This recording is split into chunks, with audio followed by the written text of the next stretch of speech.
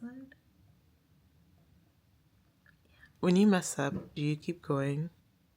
Or do you stop, trash it, and start back over? What's your relationship to practice? So lately this has been something that's been top of mind within my pottery practice. Building a right flow of habits. When I hop on the wheel, I don't actually have a specific goal in mind of what I'm trying to create. I might have an idea of I want to make a deconstructed form. At the moment, I want to make pine needle baskets. And I want all my pieces to have lovely shades of blue.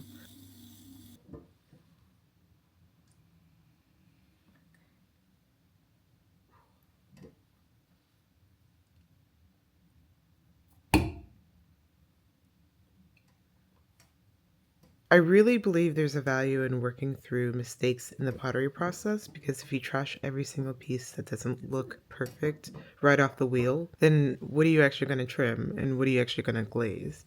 And how are you going to actually learn from those mistakes, especially when you're trying something new?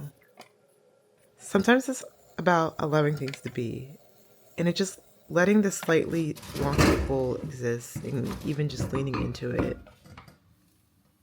As a ceramic instructor, I see this all the time where new students come in, they get really frustrated at the beginning because they mess up and they trash their work, and by the end of the 6-week class, they only have 1 or 2 pieces that they can actually keep. And if they would have actually kept those messed up pieces at the beginning, it would allow them to continue practicing on them and even just practicing glazing or trimming those pieces along the way. I like to compare it to roller skating. It takes the awkward moments of falling, and it's really about building muscle memory.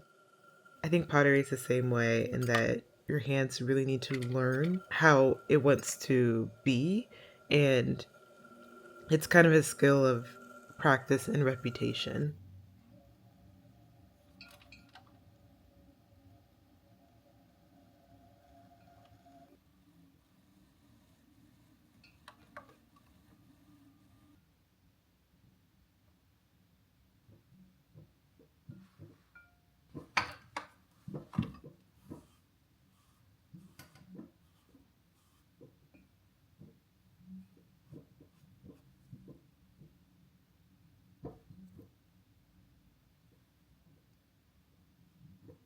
I do think that's been holding me back a bit lately, and I see that it also has to do with time. I haven't given myself time to actually sit on the wheel, time to throw, time to trim, and even time to glaze. And the worst thing I despise is cleaning. And it's more just because I want my space to be really clean afterwards, and I don't have the right materials like a clay trap within my sink to actually do a full deep clean the way I want to. I think this impatience has kept me from getting into a steady rhythm, and I really want to get back into that routine. I want to build better habits around practicing.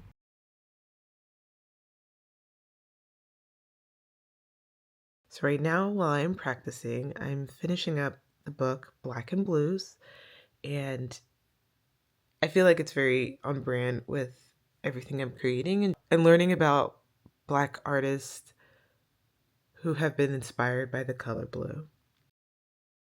Anyway, we'll have a bigger story time on that later, but I'm curious from you, when you mess up, do you keep going? Do you start over? Where do you land? Or maybe you're even in the middle of all this.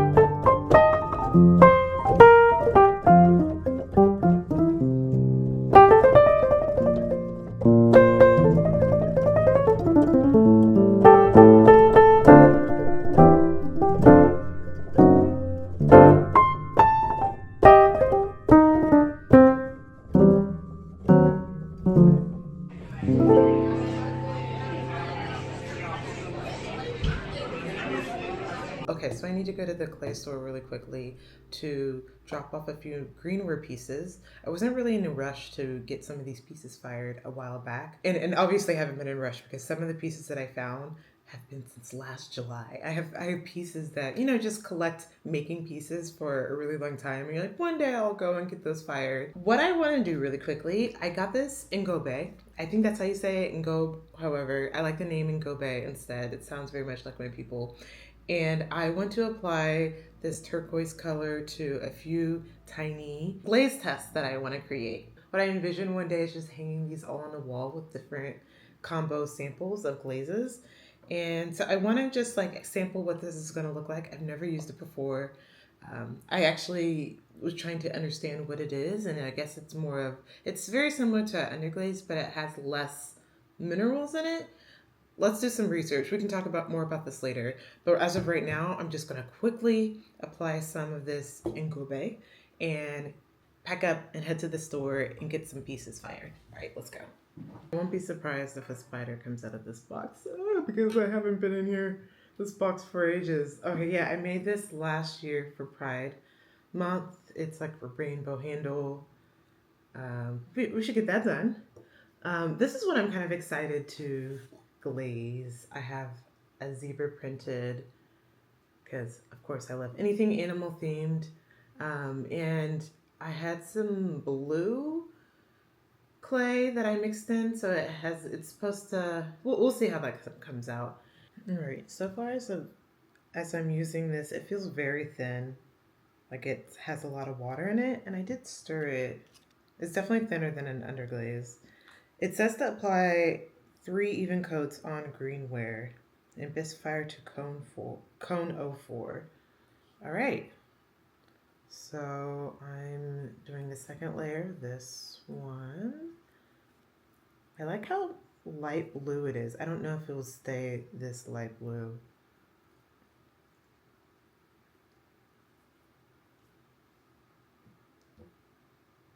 Okay, so I did some research. It's actually Engobe. Let's have a nerd moment and actually learn what Engobe, how I would say it, is. And mentioning earlier about the cleaning process and how time consuming it is, I usually avoid darker clays when I'm at home and throwing. And it's mainly because it's just really hard to clean up. So applying like a sparkled black Engobe will help me actually get those dark clay bodies that I'm looking for without having a messy process on the wheel. What I've noticed when you use like a very dark underglaze, like a dark brown, it tends to bubble. What I'm learning about Engobe is that it's just really consistent, it's smooth, it's not as temperamental, and it's a bit more stable. And I even think it can be beautiful on its own. What I really love is that it creates a consistent glaze result without your glazes reacting weirdly. For example, using a black clay doesn't necessarily work with every single glaze. And another thing to consider is that it really does slow down the flow of glazes that drip. So if you have a glaze like Catalina Crackle that definitely runs a bit, it creates like a barrier layer for it to control a bit of that chaos. Yes, I'm really interested in finding tools and techniques like this one that can help my consistency improve and just help me rebuild my rhythm back into the clay studio.